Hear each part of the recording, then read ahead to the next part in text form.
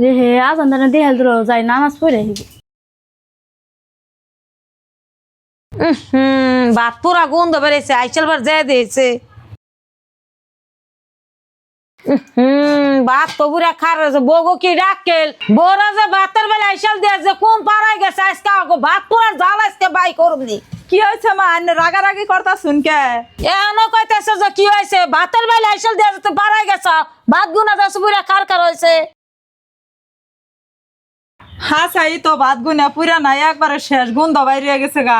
ভাত তো মা আমি সরিয়া থিয়া পারাই যাই নাকি পিঞ্জিরা বন চড়াইছে গেছে কোনে অতি কনে বান গেছে আমার কাছে তো কয়ে জানে আজকে ভাই তাও গো খালি রইছে মা আমি ঘরে ফুচি দে দেখি নামাজ পড়তাছে নিহি।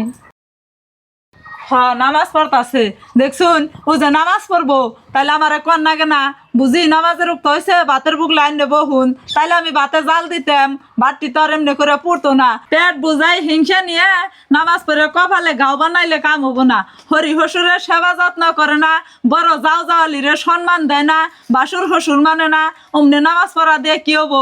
এই ভাতটি যদি আমার কইতো যে বুঝি দেখেন তাইলে কি আর পড়তো আজকে দুই চার কথা কইবেনছে বুঝি কারো দুই চার কথা খবর কম কারে কবের কইতেছে তোমারও কবের কইতেছে তুমি যে ভাতের বেলা আইসো না সরে গেছ বড় যাই রে কইতো কয়ে গেল তার ভাতটি পুরতো না হে ভাত গুনা যাচ্ছে কি হয়ে গেছে গা।